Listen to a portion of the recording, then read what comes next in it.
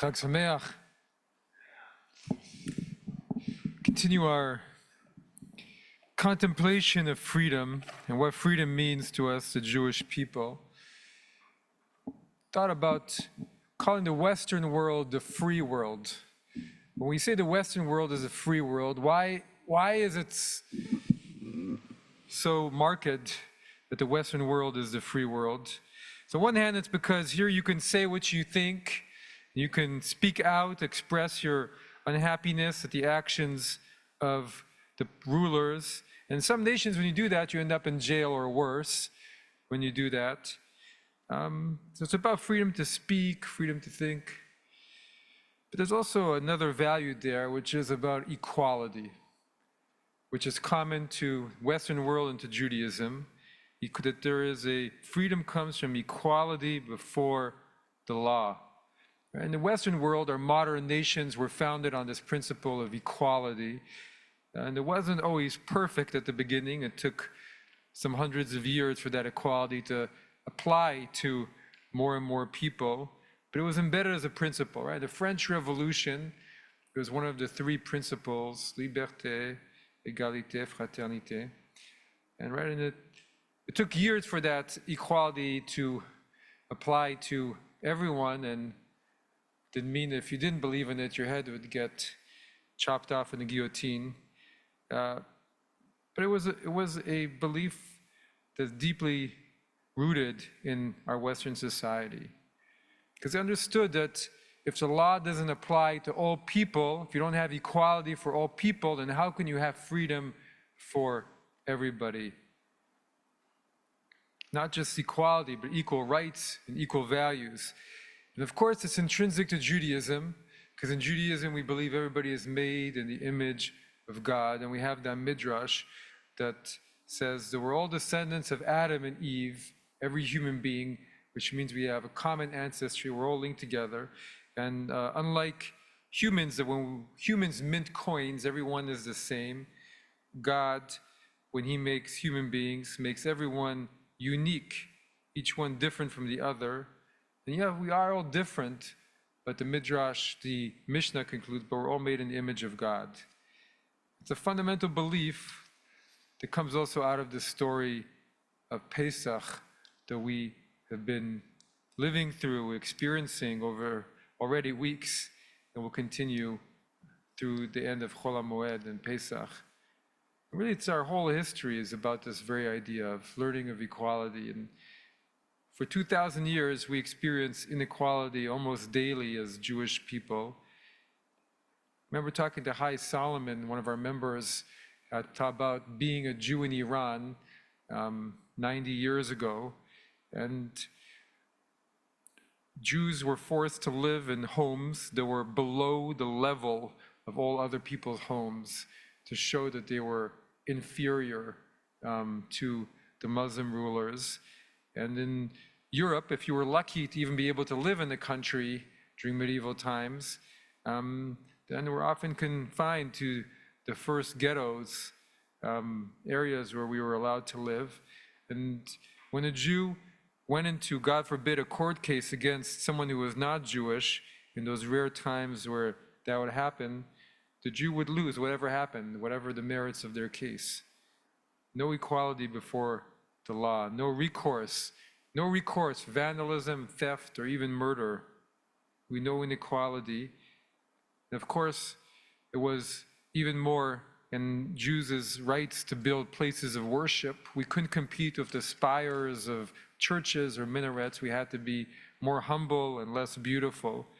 And even 70 years ago in our very own neighborhood, Jews were discouraged from building our places of worship, as Michael Zmora, in his presentation for our 75th, told us that when the local Jewish community wanted to build a synagogue that became eventually our synagogue, the Oak Park authorities found a way to shut it down by enacting an ordinance that one would have to get the approval of a majority of one's neighbors to be able to build a synagogue. And they failed to do so, taking away that right to have a home of worship. And of course, we didn't abandon, we continued working, because that's what we do, and eventually we found a way, and we built this synagogue, and Oak Park Temple was built. But all of this has taught us is how important equality is. Because when you don't have it, and that's what you fight, what you yearn for with everything you've got for ourselves, but then when we have a little bit more of our measure than we're used to, it also means we fight for others and for their equality and for everything that they're going through. And that's also deeply embedded in this story. And so for our generation of Jews, when we read the Haggadah, that's the deepest message for many of us, is about bringing equality to others who do not have that equality. And it's why Jewish people have been at the forefront of so many movements for freedom, for equality, because we ourselves have experienced it and know that it's simply unfair, and awaken in us all kinds of ideas that we spread throughout the world to try and change the other instinct in human beings to only protect those who are like themselves.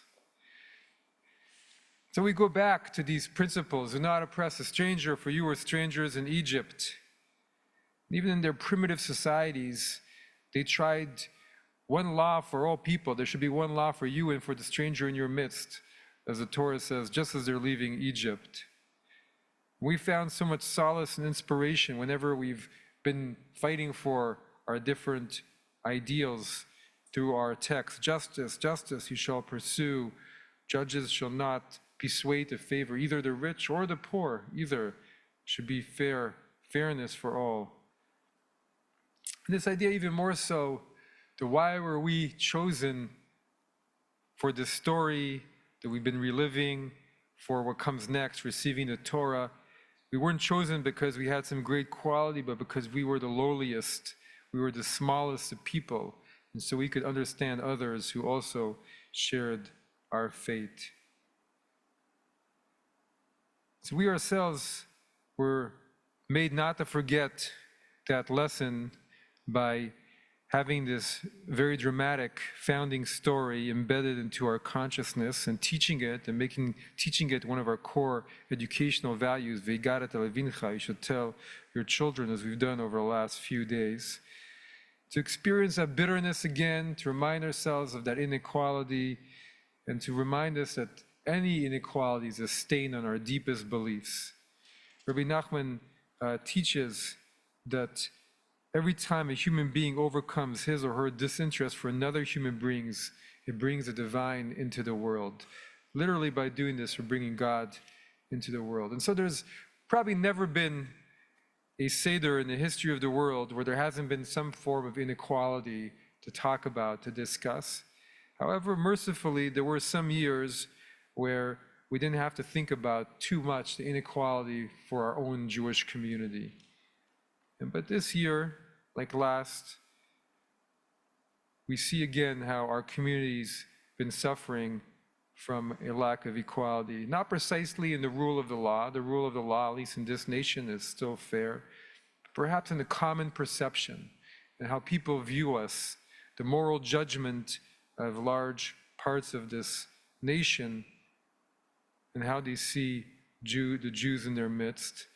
It's once again at the forefront. And what are we telling people when we say to our neighbors here in this community or leaders across the college campuses?